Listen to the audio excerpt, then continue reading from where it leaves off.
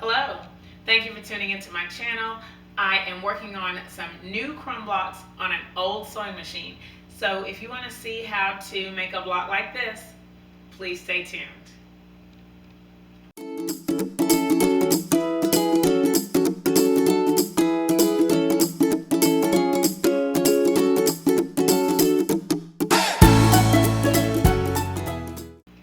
Before I go on in the video, I want to welcome you to my channel and thank all of you who are subscribers. I hope you saw the numbers at the beginning of the video to see where we are subscriber wise. As you know, we're going all the way to 10K subscribers by July 31st, 2022. I'd love for you to be a part of that journey with me. If you would please subscribe to my channel. My picture is right there. Go ahead and click that and you'll subscribe to my channel and you won't miss any content. Thank you in advance for your support of the Erica Selman channel. I'm really excited to share this video today because I'm kind of taking care of two birds with one stone, so to speak, because I am working on a few crumb blocks. And I'm also going to do the very first stitches on my grandmother's Dressmaker sewing machine that I got serviced, and I've never used it before, so I'm going to try that today. I am just doing a little bit of wind down sewing. I have another video about crumb blocks, and I'll link it in the description box, but I just wanted to do another little quick showing of crumb blocks and to show off this new machine that is recently serviced, and I am excited to see how it works. Here is an example of a crumb block that I've made. I like for my crumb blocks to be 10 inches square, and so that's what this is. I used the crumb blocks in my Pieces of My Heart quilt, and I'll also link that video as well, along with a link to the pattern so that you can purchase that quilt. I think I'll put a picture of it here too so you can check it out. I used denim and some red fabric and made some half square triangles, and I was able to put it all together, and it turned out to be a really beautiful quilt. And I love that I can use teeny tiny scraps and get a great product.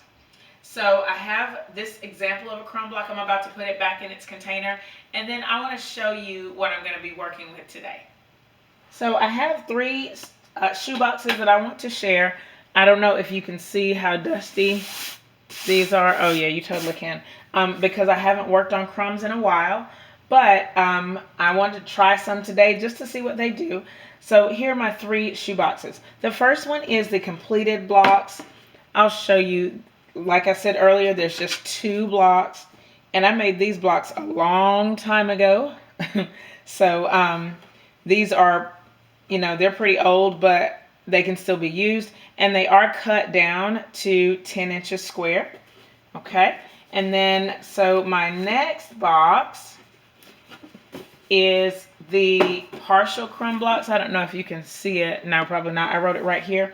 These are partial crumb blocks. So this is where I either started a block or it's pieces of things that I've done. So here we go. This is something that was given to me like a free fabric haul, and I have lots of these that I'm going to use as partial crumbs. This is a leftover half square triangle that I'm going to use as a partial crumb. These are just two pieces that I probably use as leader enders. And you can see these are all just leftover pieces from other projects. This was gifted. Okay, and so I'm going to be using all of these to create some blocks. And then these are some of the larger ones that I've made before, but they don't quite meet the 10-inch mark. Okay, so I have several of these, and I'm going to show you how I deal with all of this in just a minute. Now, the last box is straight up scraps. So these are, actually, I wouldn't even call these scraps. I would call these my crumb pieces. So they are typically smaller than I normally quilt with, and I'm going to use these to help build my blocks. There are some larger pieces, there's some smaller pieces, but they all can be used to build some blocks. So I also have my cutting mat here. I have a 15-inch square ruler, and that is for measuring how big the blocks are to get to the 10 inches.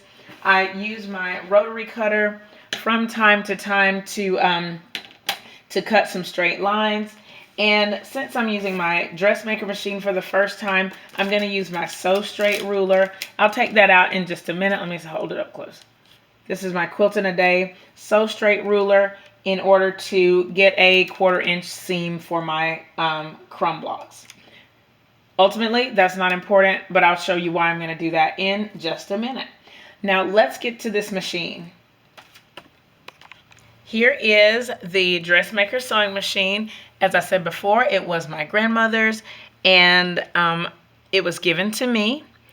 I have recently had it serviced because it wasn't this wheel wasn't turning, and so they did a lot of things to it. I don't even know what all they did, but it should be in working order. You can tell that I haven't stitched a stitch on it because this is from the company that did the servicing on it, and I am really excited to see what happens as I get ready to work on this thing. I haven't been told much about it. I don't have a manual for it. I probably should look into that, but I just have not yet, and I am ready to get started. As I said, I'm doing these crumb blocks because they are super simple, and because they it's like no pressure, and I just want to see what the machine does. Typically, if I'm working on a quilt, I kind of like to do my quilt on the same machine, and so I don't want to do half of my quilt on one machine and then come to this one. I want to see what it does, and a crumb block is a simple way to do that. So what I'm going to do first, actually, I'm going to thread this machine. Let's see. There is a bobbin in here. I'm not sure how full it is, so let me see. Here, I know they put a bobbin case in. Oh, I got to get some scissors and cut that.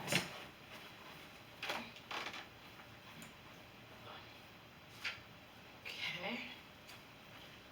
I'm so excited that I feel like I'm skipping steps, but let's go a little bit at a time here. All right, so I'm just going to cut this thread so that I can get the bobbin out. All righty. And here is the bobbin that they put in here. It's a good start for a crumb block, so I'm just going to leave that thread there. See, you can't see it, but okay. Let me put this bobbin back in here. And typically when I make crumb blocks, I don't use my good quilting thread unless I'm using it as a leader ender. Okay, so I just pulled these two out of my my container.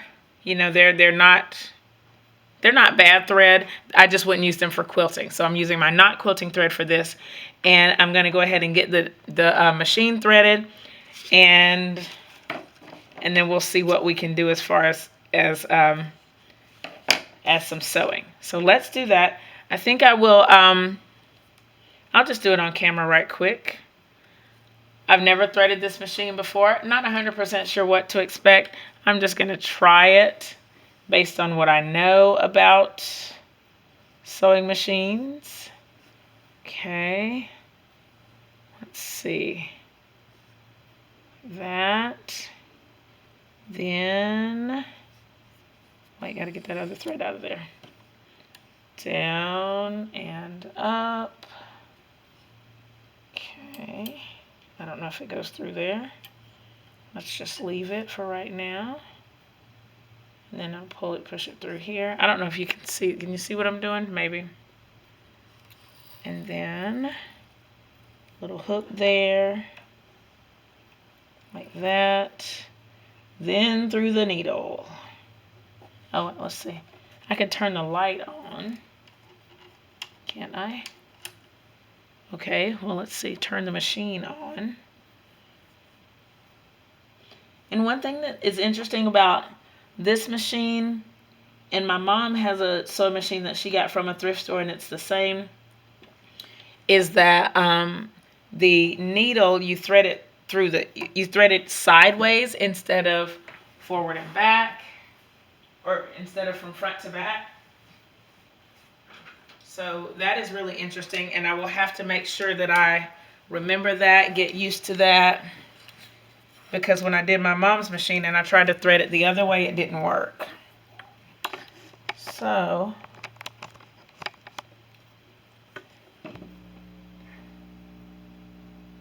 I'm just gonna have to make sure that I remember to do that. Okay, so let me see. Let's keep working at it. Is it going to work?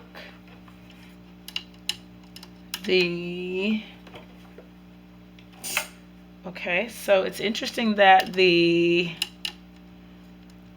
machine seems to run, but the light bulb is out.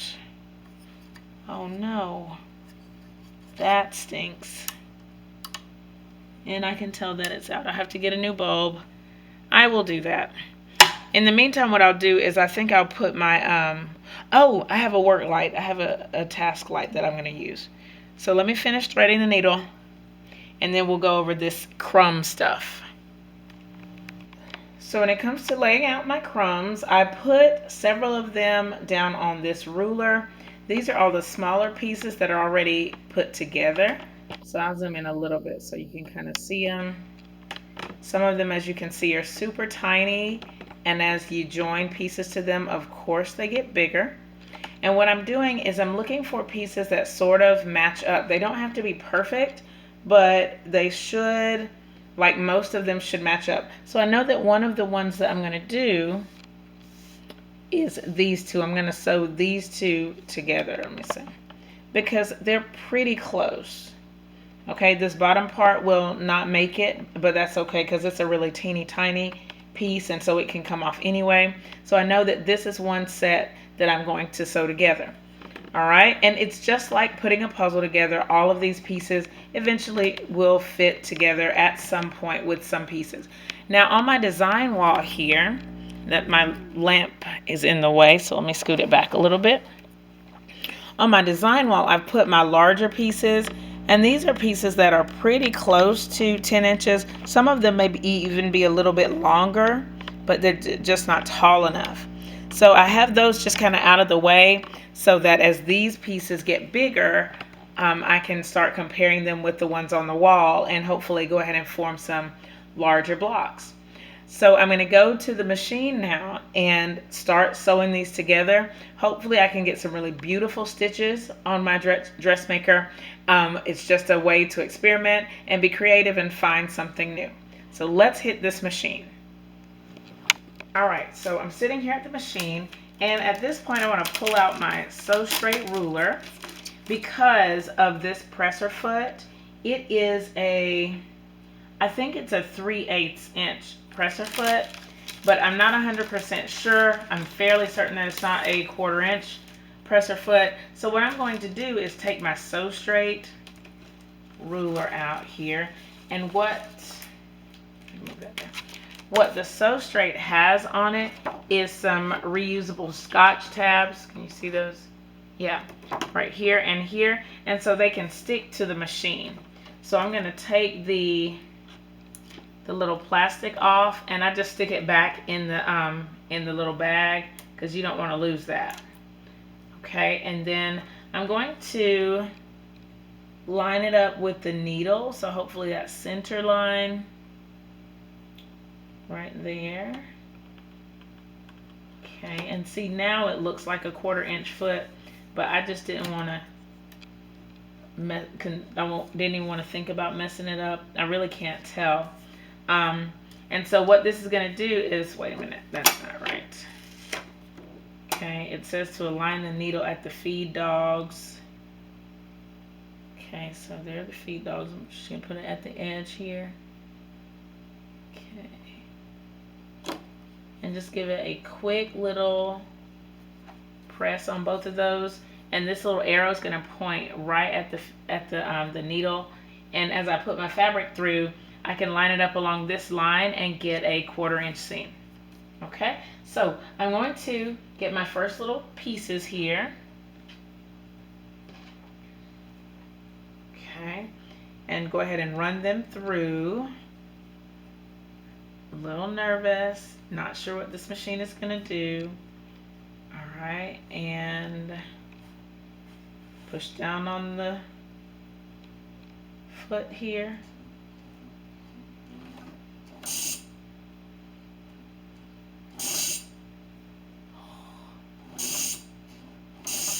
It's a weird noise it's making. Not sure why it's making that noise. Okay. Let's see what it does.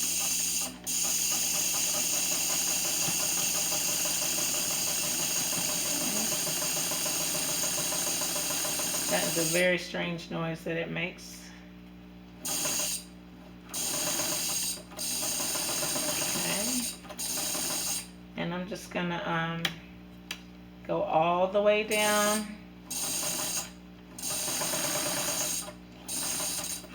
Okay. Let's see what else, and I'm just leaving the needle down if I can. Okay, and then I'm gonna check. Let me see. Oh, it's a really pretty seam. Okay, now I'm gonna pull 2 of my bigger pieces down from the wall because they kind of matched up here. All right, they sort of match up. And I'm gonna do the same thing, just run it through the machine at a 1/4 inch seam and see what happens. Let's see here.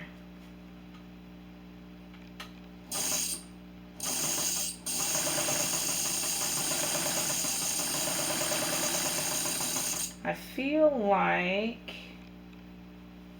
the stitches are too narrow. Like I should make them a little wider because they're a pretty tight seam. But that may be okay. Let me see what it does.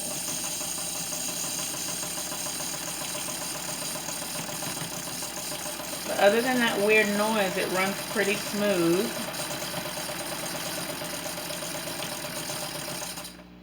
Okay. And now I'm going to cut off the first piece that I did here. Okay, and let's take a look. Can you see the seams up close? Yeah. And the tension seems to be good on both sides. All right. And now what I'm going to do is finger press these. And then the cool thing about the crumb blocks is I just go sort of fishing for what's next, fishing for the next piece. Okay, so I'm going to see what else I can find and put some more together. If you're brand new to crumb quilting, I am completely aware that this can be a little bit insane or can feel insane. So I'm going to stop for just a second and go back. The first thing that I'm going to do is I'm going to pull just a few of these pieces out. So I'm going to put most of them back into the box here. That one, I want to keep that one out. All right, so let me see. I'm going to keep just the very smallest fragments. Okay, like a few samples of each of the very smallest. Okay, and then I'll leave the mediums up there near the top, but we can just work with a very small little bit. So let me see what we have down here at the bottom. So what I'm doing is I'm just pulling, these are leftover bits of half square triangles that I had, and I just sewed them together. This is a leftover 1/4 square triangle that I sewed together, like it was 2 of these and 2 of these, and I just sewed them together. These were just 2 small squares or small little end bits of a strip that I sewed together. And then the same for this one. It needs to be pressed. You see it won't stay, so I'll press it probably. Okay. Excuse me. And then here it's the same thing, just the pieces are a little bit bigger. So what I'm going to do is I'm going to try to match these like pieces of a puzzle. And I'm just going to look for pieces that are about the same length, and then I'm going to stitch them together with a 1/4 inch seam. Okay, so as I go through, I'm going to start, I'll take this piece right here. Okay, and all I'm doing is I'm just going to hold it up next to some other pieces. So like if I hold it up to this one, let me make sure you can see it. Okay, that one doesn't work because this piece is too short. Okay, if I hold it up to this piece, it's too long. and so on. And I just keep doing that until I find a piece that it sort of matches to. Okay? And it sort of matches to this one. Let me make sure you can see it. Okay, they're sort of the same length. You can't really tell because it's wrinkled. But I think it's close enough that I'm going to go ahead and sew it. Actually, I may go ahead and put it on this side. Okay.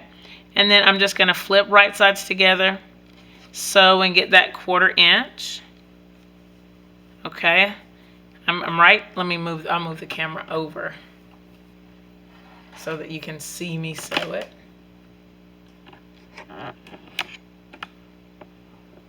Let's see.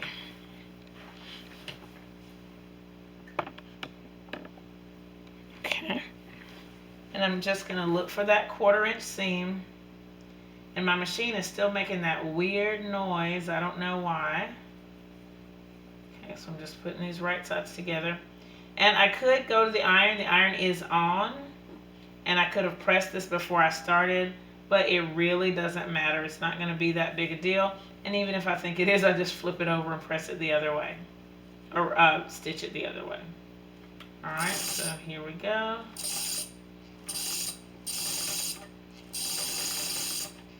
Okay, I was trying to make the stitches a little bit bigger, but I haven't quite figured that out on this machine.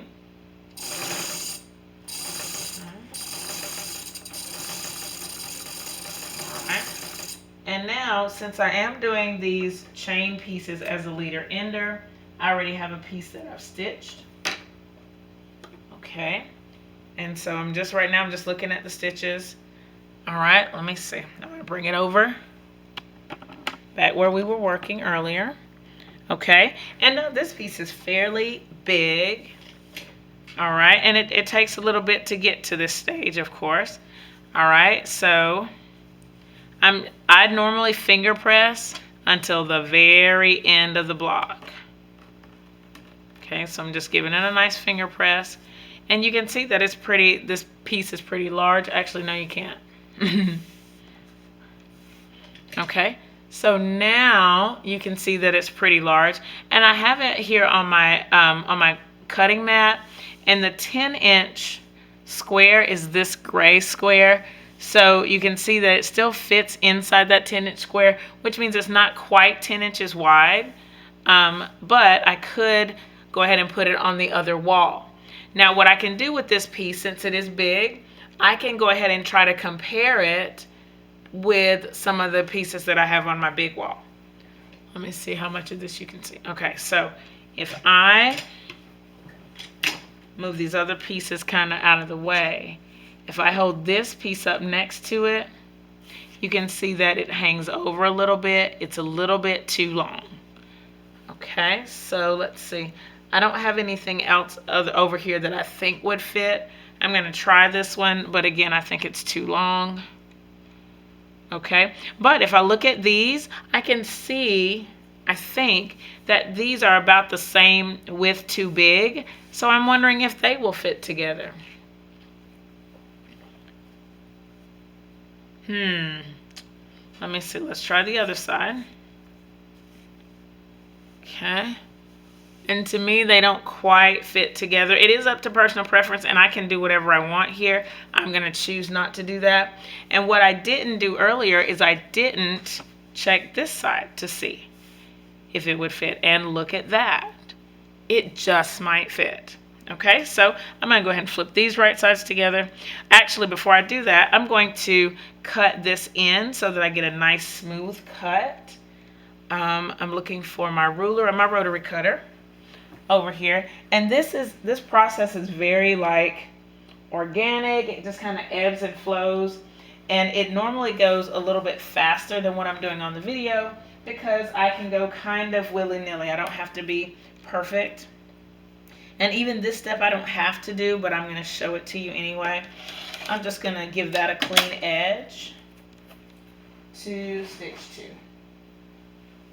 Okay, and there we go. And I could do the same thing on the other side too. I'm going to choose not to do that right now, but I'm going to put them right sides together, take it to the machine, and sew it up.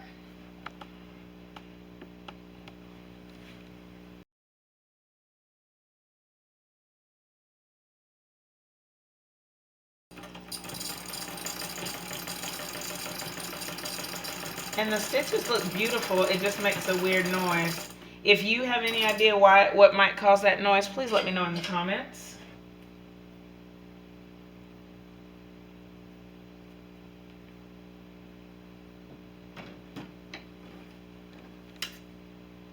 Okay, and so now what I'm doing is I'm going to pull this other one off and put it there so that we can see it. And I'm going to do the same step again. I'm going to open it out. I'm going to finger press it. And then I'm going to see what I can match it up to. Now I'm going to pull the other pieces down here. Okay, let's see. What about this one? Maybe. Let me get closer to it. Maybe. And then always kind of flip it over and see. See, I think it matches better this way. Can you see it? No. Okay.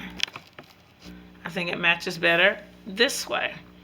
All right, so I am going to go ahead and do a little bit of clipping, stitch it together. I'm going to finish this process on camera, but I will speed up the video just so you can see what it looks like on a continuous basis. And then, and hopefully I can get a full 10-inch block soon and I can show it to you. So I'm speeding up the video, starting now.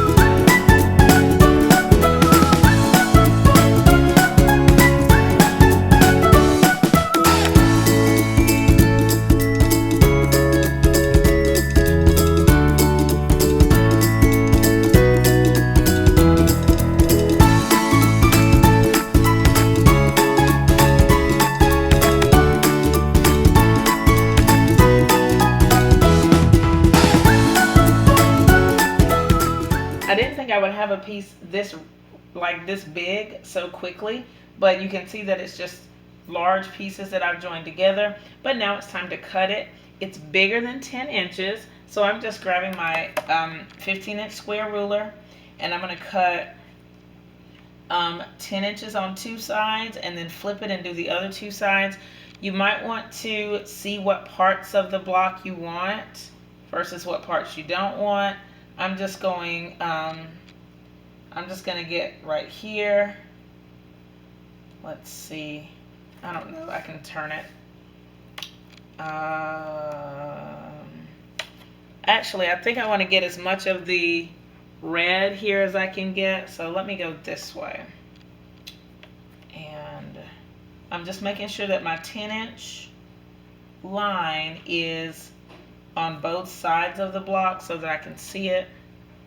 And I'm going to go ahead and give it a nice cut here. And at the end, I'm just going to let it go. It doesn't have to be perfect.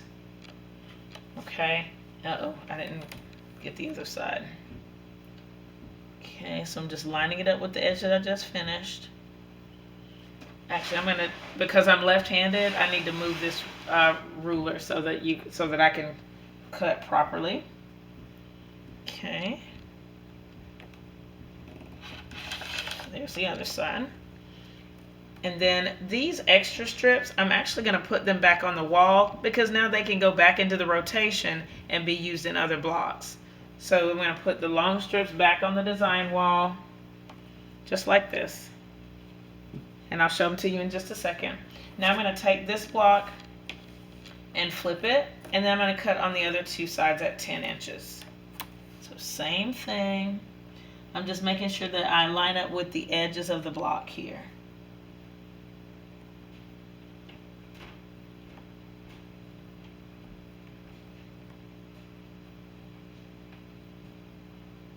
Okay.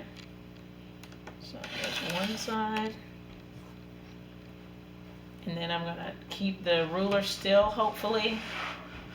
Or, yeah, and turn the mat. I think before I said turn the ruler. Nope, turn the mat. And then trim the other side. Okay. And so here is a 10-inch square crumb block. All right, let me show you that I have the other two pieces up on the design wall here. That's my lamp. So I'm gonna zoom out a little bit.